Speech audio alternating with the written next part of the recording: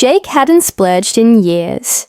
Between rising mortgage payments, endless HOA fees, and 10-hour workdays at the refinery, he barely had time to breathe, let alone enjoy himself.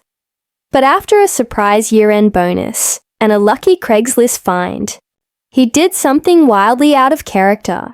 He bought a jet ski, not just any jet ski, a gleaming black and teal Yamaha Wave Runner, custom painted, with a low roar that sounded like freedom itself. He towed it home, late on a Friday, the sun just dipping behind the row of suburban rooftops.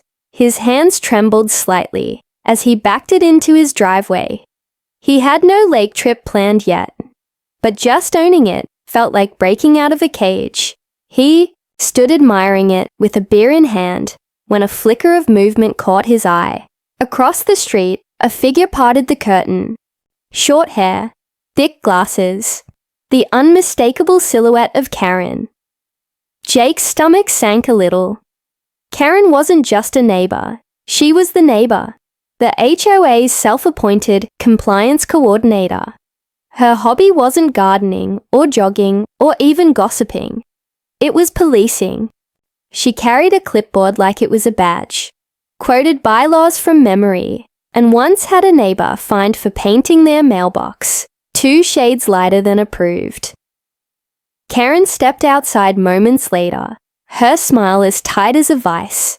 "Nice toy," she said, eyeing the jet ski like it had personally insulted her landscaping. "Thanks," Jake replied cautiously. "Just picked it up." Karen glanced at her clipboard. "Did you submit a recreational vehicle storage request form?" Jake blinked. "That's a thing?" Karen's smile widened. Page 47, subsection 14C. Any recreational watercraft must be stored out of public view, behind approved fencing, or in a garage, for the aesthetic harmony of the community. He looked at the jet ski, parked neatly beside his house, within the property line, not blocking anything. "It's on my land," he said, keeping his tone measured. Karen made a theatrical note on her clipboard. For now, she walked away, with that same eerie calmness that sent shivers down Jake's spine, like she knew something he didn't. That night, Jake reread the HOA handbook. Subsection 14C did exist, but it was vague. Nothing about temporary parking, and certainly nothing about immediate removal. He snapped a photo of the jet ski in its spot, just in case. He also set up a motion light by the driveway and tested the camera app on his phone. He wasn't about to let Karen's clipboard run his life, but still, he couldn't sleep. Around 2 a.m., a soft scraping noise woke him. He jolted upright, heart pounding. He peered through the blinds. Nothing. Just his empty moonlit yard and the silent street. Then a whisper of movement.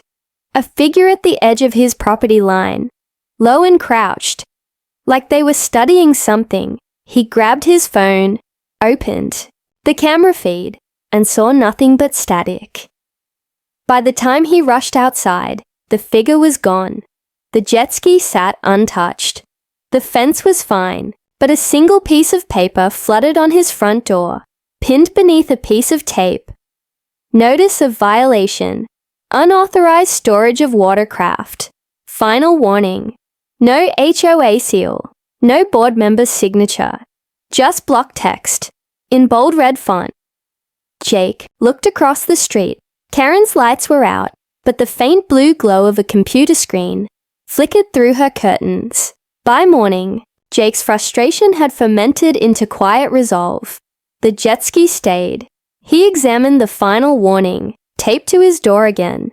No HOA logo. No contact information. Just a deadline. Must be removed within 48 hours or face penalties. Penalties from whom? The note was typed on standard printer paper with no signature. Jake held it up to the light and spotted a faint indentation in the lower corner. An address watermark. It wasn't the HOA's. It was from Karen's home printer brand. He'd seen it in her garage during a block party 2 years ago. Coincidence? Doubtful. Later that afternoon, Jake dropped by the HOA office 2 blocks away. Janet, the HOA's mild-mannered secretary, shuffled through the violation logs. "There's nothing on record for your property," she said, raising a puzzled brow. "In fact, there haven't been any watercraft citations in 3 months." Jake tapped the crumpled paper on her desk. "Then what is this?" Janet leaned in, her lips tightening. "This isn't an official HOA notice. We don't issue threats without board approval, and we always sign them." Jake left the office with a new kind of anxiety swirling in his gut. Someone was forging threats, and he was 99% sure who. But proving it would be tricky. Karen didn't make mistakes, not ones that could be traced. He spent the evening adjusting his security setup. A second camera was installed on the fence, aimed directly at the Jetski. He made sure the footage uploaded to the cloud. Then he put up a small motion-triggered floodlight. Karen would need a lot more than a clipboard to catch him sleeping, but the next day things got weirder. Another note appeared. This one slid beneath the garage door, folded into a neat triangle. "You've been warned. We are watching. Consider this your final notice." No envelope. No fingerprint. No HOA branding. Jake stood in his garage, staring at the note like it might explode. His heart thudded with a mix of paranoia and fury. He walked straight to his mailbox. Empty. But the flag had been raised. That meant someone had opened it. It was federal property. Tampering with it was a crime. He grabbed his phone and called the non-emergency police line. "Unless there's clear surveillance or an eyewitness," the officer told him, "it falls into a civil dispute, especially if no threat of violence is made." Jake clenched his jaw. "So she can slide forged HOA notices under my door and into my garage, and there's nothing I can do?" "Not unless you catch her in the act," the officer replied. "Document everything." The call ended with a click and a hollow pit in Jake's stomach. He walked outside for air and saw Karen standing at the corner of her yard, watering flowers that didn't need watering. She glanced up, met his eyes, and smiled. Not the neighborly kind, the kind that said checkmate. That night, Jake barely slept. Every creak in the floorboards made him sit up. Every gust of wind outside sounded like footsteps. At 1:44 a.m., a ZAR motion alert went off on his phone. He snatched it up and froze. Camera offline. He bolted outside in his slippers. The Jetski was still there, but his side camera was hanging by its cord. Wires snipped clean. On the ground beneath it lay something, small and glinting, a Phillips head screwdriver, and a smear of rose-scented lotion on the handle. Jake stood frozen under the pale glow of the streetlight, screwdriver in one hand, the broken security camera dangling awkwardly in the other. The soft scent of roses lingered, mixing eerily with the damp night air. His mind raced. Who else but Karen would dare sabotage his property surveillance so brazenly? He scanned the yard for any sign of movement, but only the distant hum of crickets filled the silence. The Jetski gleamed quietly, untouched, for now, but Jake knew better. The next morning, he headed straight to the HOA office with the broken camera. Janet's eyes widened in concern as she examined the device. "This is serious," she said quietly. "Vandalism and potentially trespassing. You need to file a police report." Jake nodded, but the nagging feeling wouldn't leave him. He'd heard too many stories about Karen's underhanded tactics, the silent power she wielded. That evening, Jake stayed vigilant, his phone in hand as he monitored the live feeds from the remaining cameras. At exactly midnight, the power went out. The house plunged into darkness.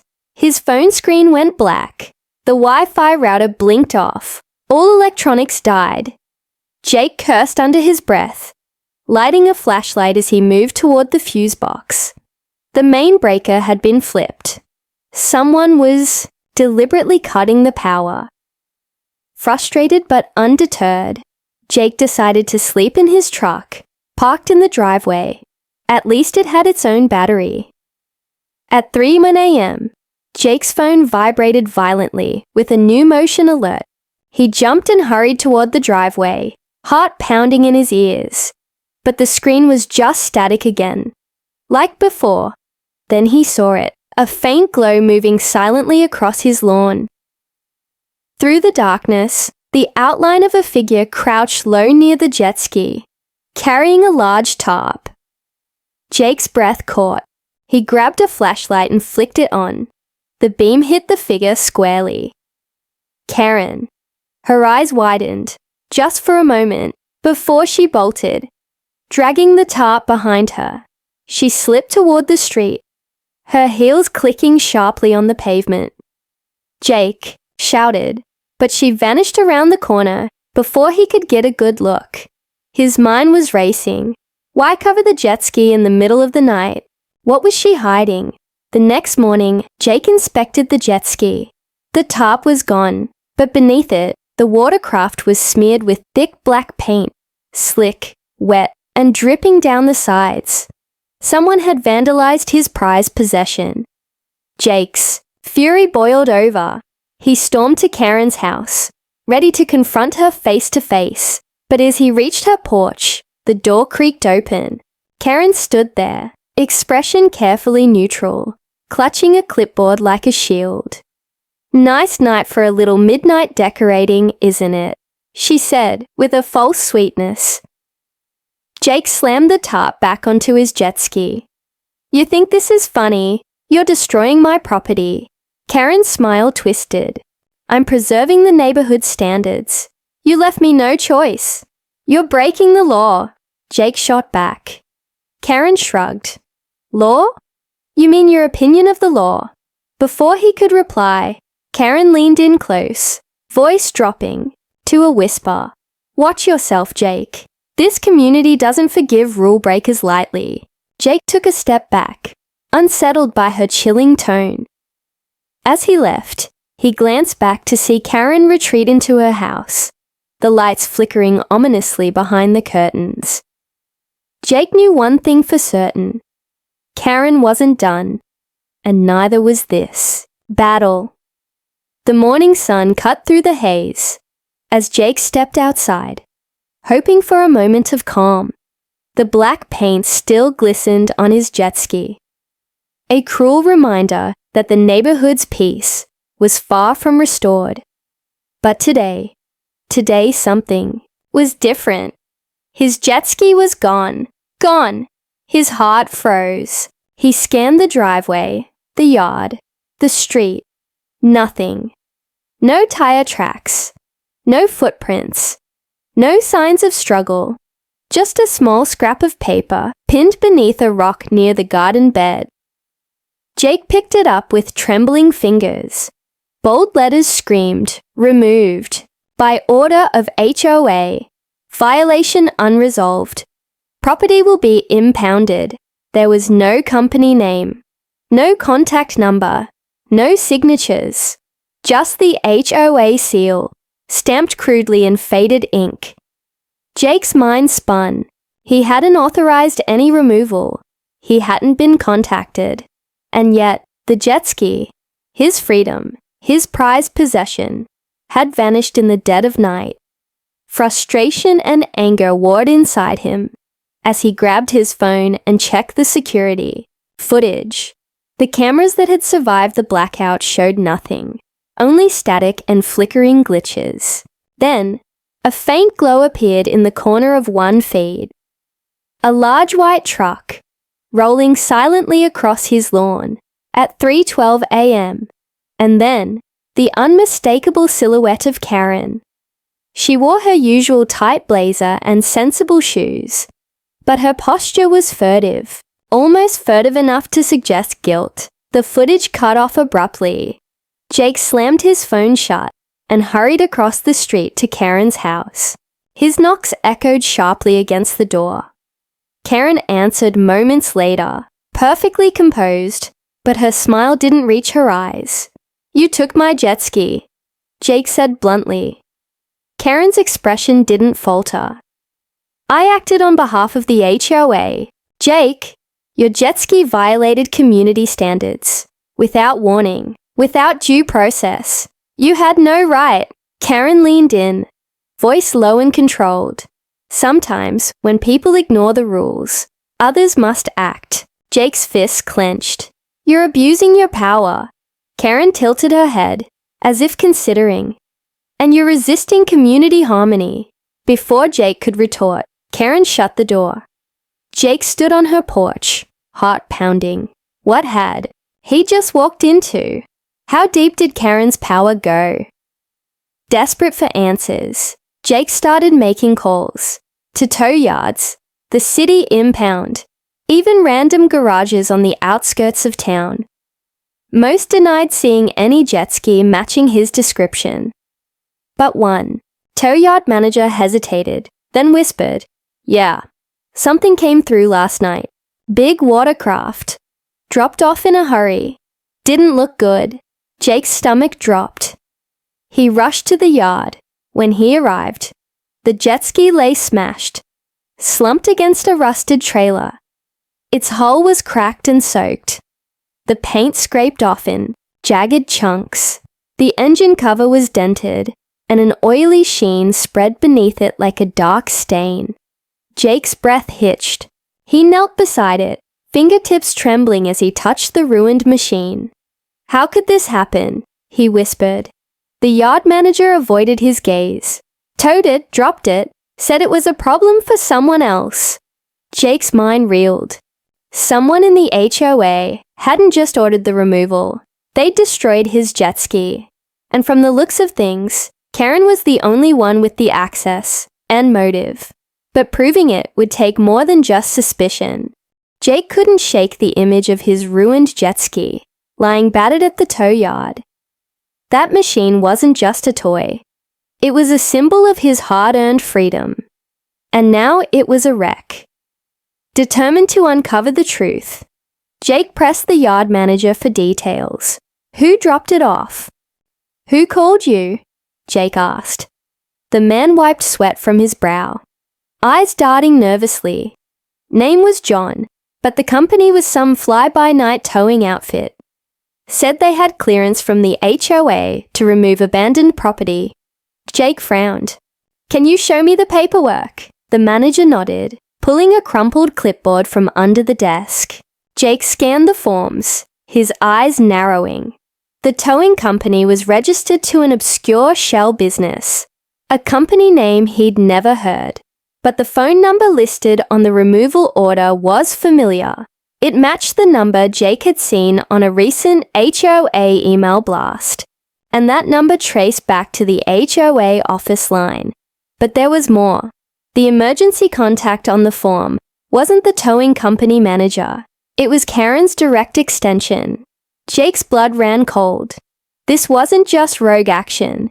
Karen had orchestrated the entire operation, setting up a fake towing company, fabricating paperwork, and destroying property under the guise of community standards. Jake snapped photos of the documents with his phone, heart pounding. "This is fraud," he said. "I'm gonna take this to the HOA board." The yard manager shrugged. "I'm just the middleman. I didn't want to get involved. Just did my job." Jake left the tow yard with a new purpose. The next day, he showed up at the monthly HOA meeting, documents in hand. The room was packed. Neighbors whispered as he laid the papers on the table. Janet, the secretary, paled. Karen's smile vanished, replaced by a cold stare.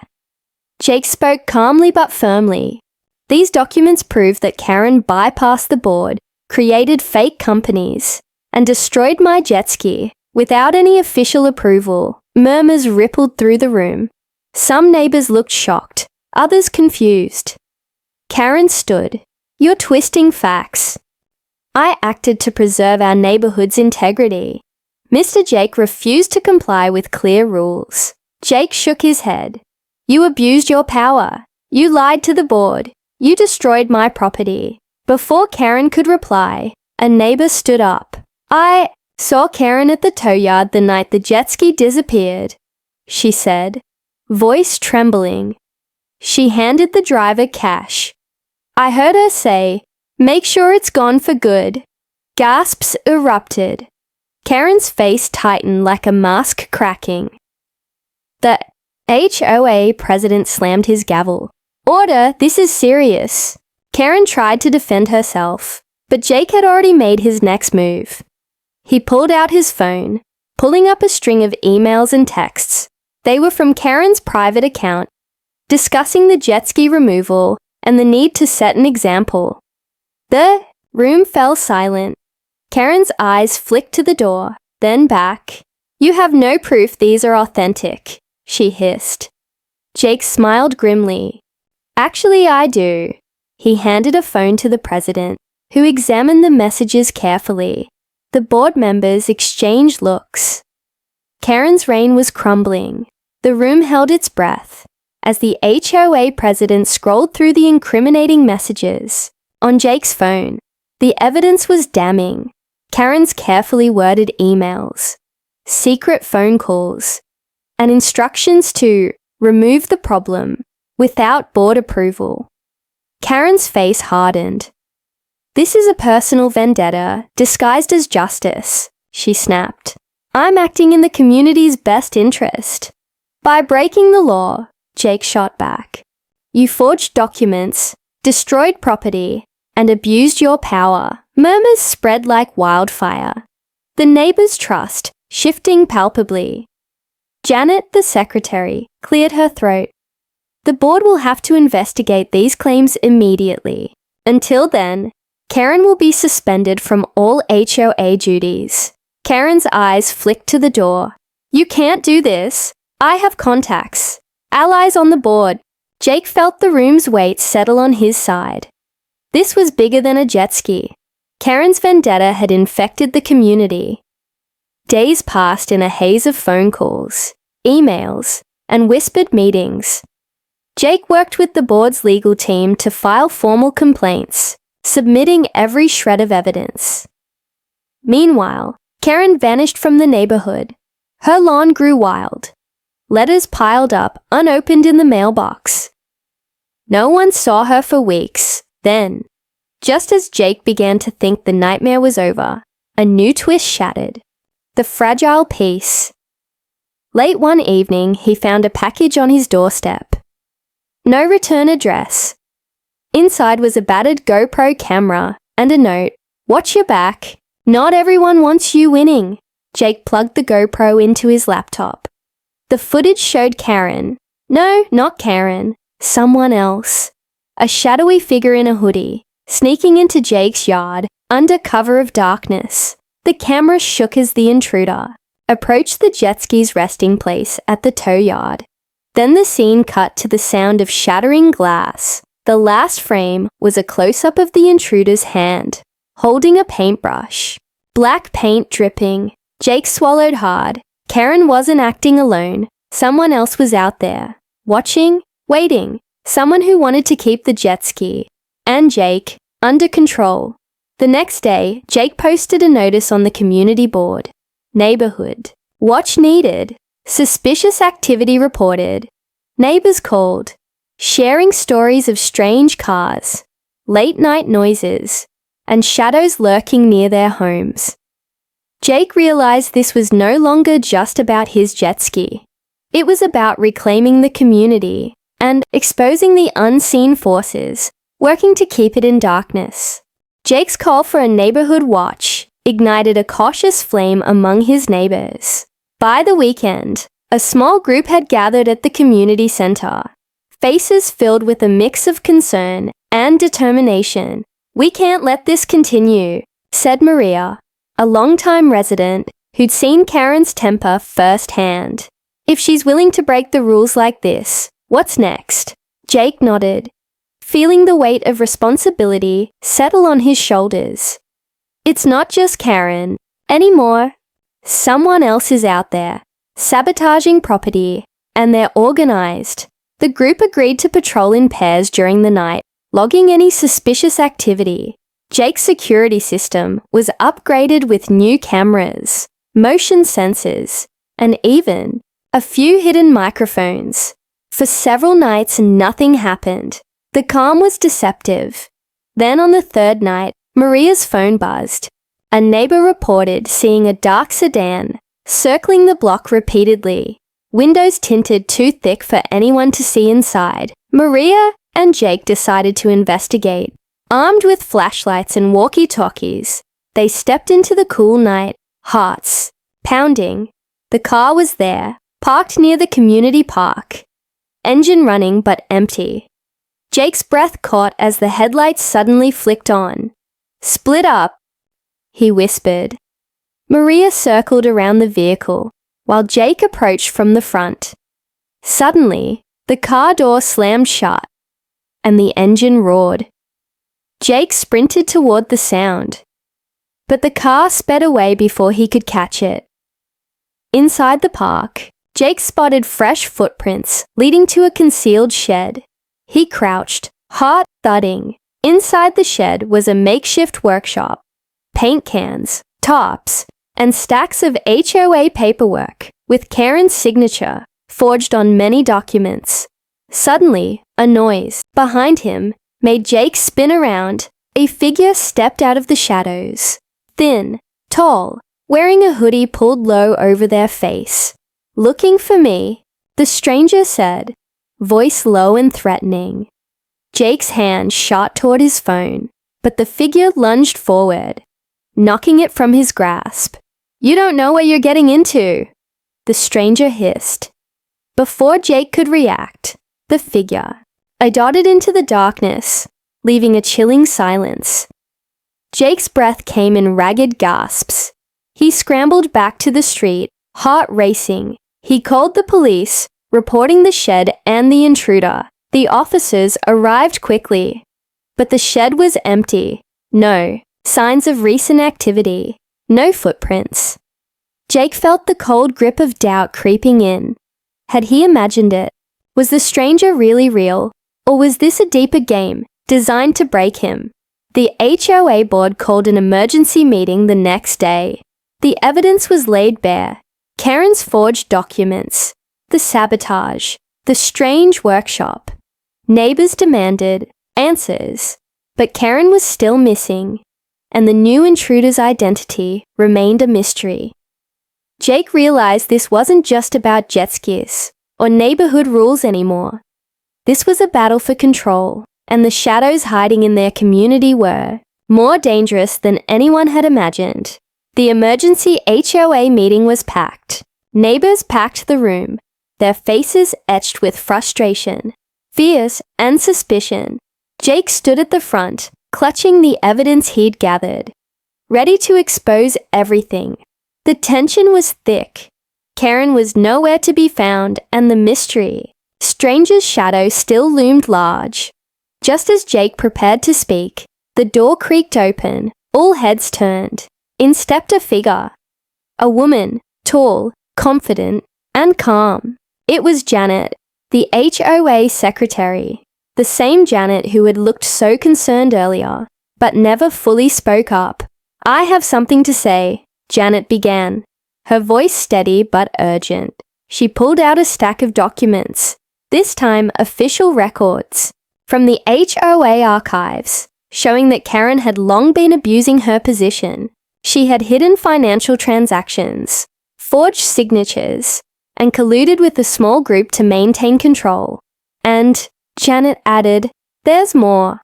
She revealed a folder with photos and videos, taken secretly over weeks. The videos showed Karen instructing the mysterious intruder, her estranged brother, to sabotage neighbors who resisted her. The intruder wasn't some stranger.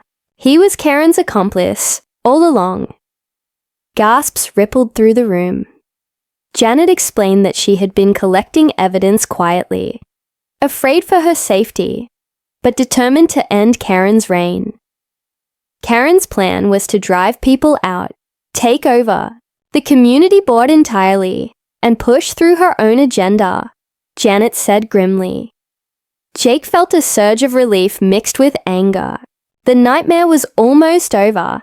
The HOA president called for an immediate vote to remove Karen from all HOA roles permanently and to launch a police investigation.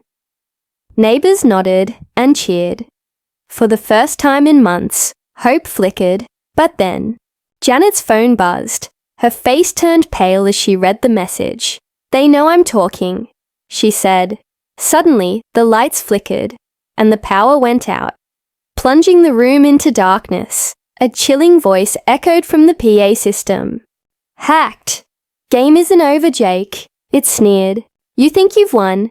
You've only just begun." Panic swirled. The neighbors scrambled for their phones, but signals were jammed. Jake's mind raced. This was bigger than personal grudges. Karen's network was deeper and more dangerous. But Janet was undeterred. "Stay calm," she urged. "We're calling in outside help." Within minutes, emergency generators kicked in. Police cruisers arrived, officers flooding the building. The investigation moved swiftly. Karen was found and arrested at a nearby motel. Her brother caught trying to flee town. The community began healing. Neighbors started rebuilding trust, with Jake and Janet leading the charge for transparency and fairness. Weeks later, Jake finally reclaimed his jet ski, restored and gleaming. As he slid it back into the water, he smiled. The battle had been fierce, and the scars remained. But the neighborhood was free, and Jake knew one truth.